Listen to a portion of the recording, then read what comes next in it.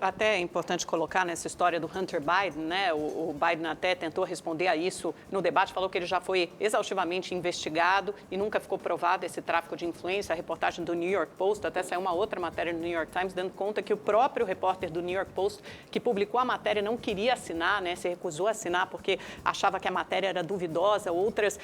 Outros veículos de imprensa não tiveram acesso aos e-mails para confirmar a veracidade, a autenticidade daqueles e-mails publicados no New York Post. E sobre a história do ponto, isso também surgiu no primeiro debate, né, Ana? Tem teoria conspiratória, que você mesma disse que não ficou provado. Agora, minha pergunta é outra. 47 milhões, cerca de 47 milhões de americanos já votaram antecipadamente. Em 2016 foram 139 milhões de votos, de eleitores votando. A expectativa é que nessa eleição sejam 150 milhões. Significa que, então, 1/3 dos americanos já votou. E há poucos indecisos, né? Na verdade, o que tanto o Biden quanto o Trump precisam fazer é fazer com que animar suas bases para irem efetivamente votar, porque aí o voto é opcional, é facultativo. A percepção é de que houve um empate nesse debate. Você acha que as pessoas ficarão mais animadas a votar depois do que viram ontem? Amanda, sobre a matéria do New York Post, das fontes, né, que não teriam condições de serem verificadas, ontem foi divulgado que o suposto computador, o laptop do Hunter Biden, que foi objeto da matéria do New York Post, ontem foi divulgado que o computador ele foi confiscado pelo FBI em dezembro do ano passado, já dentro de uma investigação sobre lavagem de dinheiro. E poucos minutos antes do debate começar, o ex-parceiro de negócios do Hunter Biden, aí essa foi a bomba do dia, ele disse que iria entregar 3 celulares ao FBI, onde ele poderia comprovar a veracidade de várias mensagens, inclusive de alguns e-mails trocados com o Hunter Biden, colocando Joe Biden também ali na divisão de lucro da empresa de gás da China. Sobre o debate, Amanda, eu acho que não teve um empate, não. Eu vou buscar agora o jargão lá da minha antiga profissão do vôlei. Eu acho que foi um 3-1 para o Trump. Não foi 3-0 para ninguém, mas também não foi 3-2. Eu acho que o Trump ele conseguiu, em alguns momentos, provar com as ações da administração dele que ele seria um melhor administrador, principalmente agora saindo da pandemia. Porque algumas pesquisas dão agora já uma pequena margem. A semana passada davam 2 dígitos de margem para Joe Biden, o que eu acho que eram números irreais, mas agora essa margem está muito pequena. No entanto, quando a pesquisa é quebrada em assuntos, no assunto economia e recuperação da saúde econômica dos Estados Unidos, aí o Donald Trump ele tem um salto muito grande na frente em relação a Joe Biden. E eu acho que o Donald Trump ele pôde explorar muito isso ontem, eu acho que foi o ponto alto para ele. Porque ele falava até muito em cima das falas do Biden, quando o Biden falava, mas eu vou fazer isso, eu vou fazer aquilo, eu vou melhorar. E o Donald Trump vinha com uma retórica que eu acho que funciona com o eleitorado, que era o seguinte, mas você está há 47 anos na política, você esteve há 8 anos na Casa Branca, por que só agora você vai fazer alguma coisa? Eu acho que isso pode ter surtido algum efeito e também para os estados chaves ali, né? Os swing states, que é Pensilvânia, Ohio, Michigan, Carolina do Norte. Esses estados são conhecidos como swing states, aqueles estados que normalmente decidem as eleições porque eles votam republicanos ou democratas. E os dois ontem tentaram falar exatamente com esses estados. Muito bem, a Ana já praticamente respondeu uma parte da minha pergunta, que era quais seriam os estados decisivos nessa reta final da eleição. Ana, a impressão que eu tenho, tal qual aqui no Brasil, é que é muito difícil de acreditar em qualquer pesquisa aí nos Estados Unidos também. Elas erram sempre. se não errassem tanto, né? Bom, um clássico exemplo é que o próprio presidente Donald Trump não estaria eleito, segundo as pesquisas, na eleição anterior. E também em grande parte da imprensa americana que torce, a torcida pelo lado democrata é praticamente declarada. E o que hoje a imprensa traz, tanto aí quanto analistas, entre muitas aspas aqui do Brasil, é que a eleição pode ser judicializada, pode terminar com recontagem de votos, de que a margem é muito apertada. Qual é o cenário real? É uma possibilidade muito plausível, Silvio. A gente viu em 2000, a eleição acabou na Suprema Corte, onde questionaram a contagem de votos ali da Flórida, né? A eleição entre George W. Bush e Al Gore acabou na Suprema Corte, e a Suprema Corte manteve ali a contagem de votos favorável a George W. Bush. E esse ano existe essa possibilidade, sim, Silvio, porque a margem está muito a margem está muito curta, né, entre os candidatos nesses estados-chave que são muito importantes.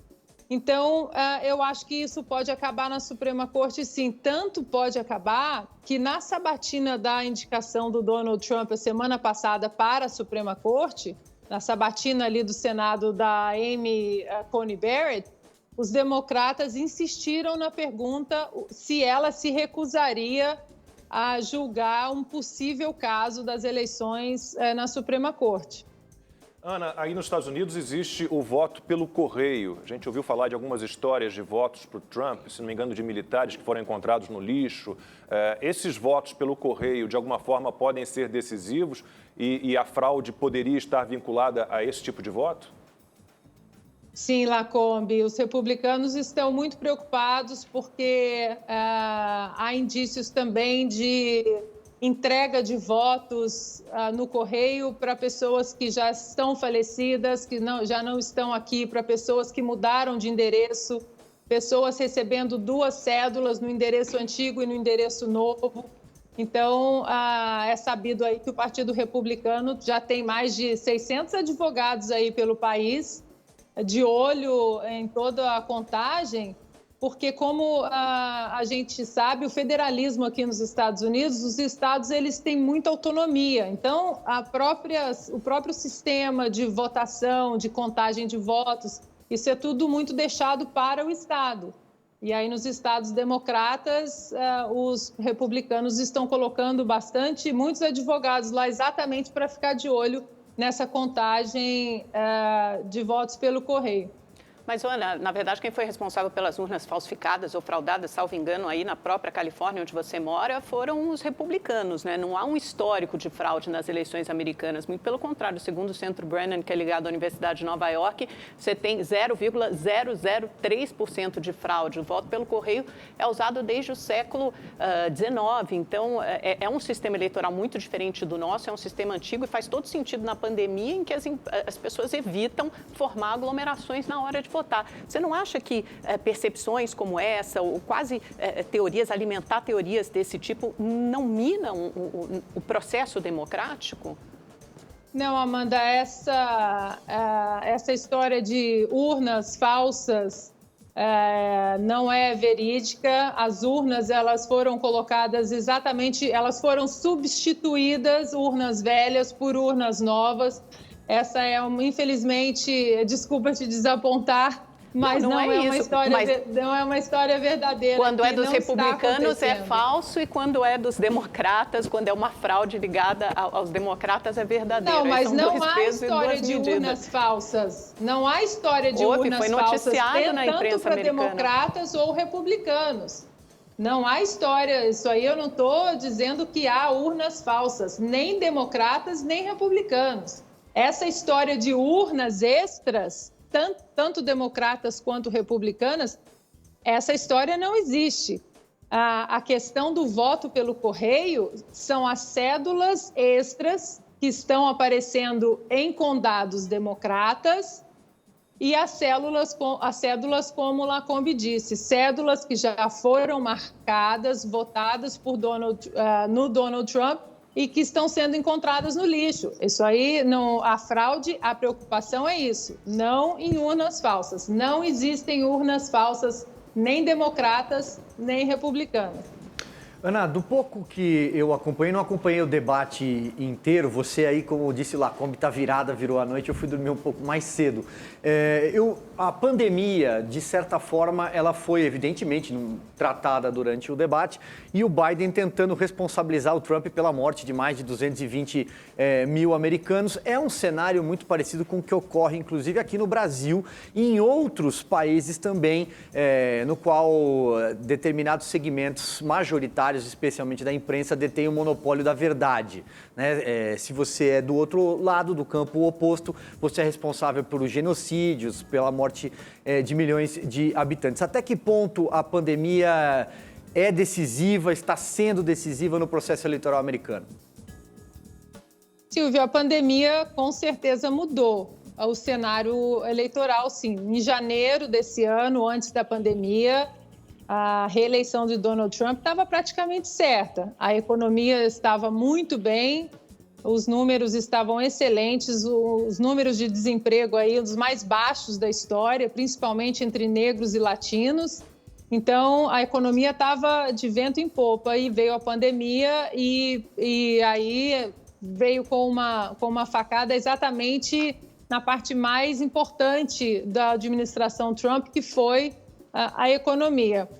Obviamente que democratas usaram isso como uma arma política no Congresso, ali segurando ajudas financeiras durante a pandemia, mas eu acho que Trump conseguiu mostrar alguns pontos onde Joe Biden repetiu aquelas falácias: você é xenófobo, você é isso, você é racista. E aí Donald Trump, dentro desse assunto pandemia, ele mostrou que ele fechou o país dia 31 de janeiro e os democratas criticaram, dizendo que não, que ele não podia fechar o país, que isso era um ato xenófobo. E o Trump mostrou que ao longo da pandemia, inclusive números, né, que dariam aí 2 milhões de mortos aqui nos Estados Unidos, o Trump mostrou que a pandemia, dentro de toda a surpresa do vírus que pegou o mundo inteiro, né, aí de surpresa, ela foi bem contida nos estados também, que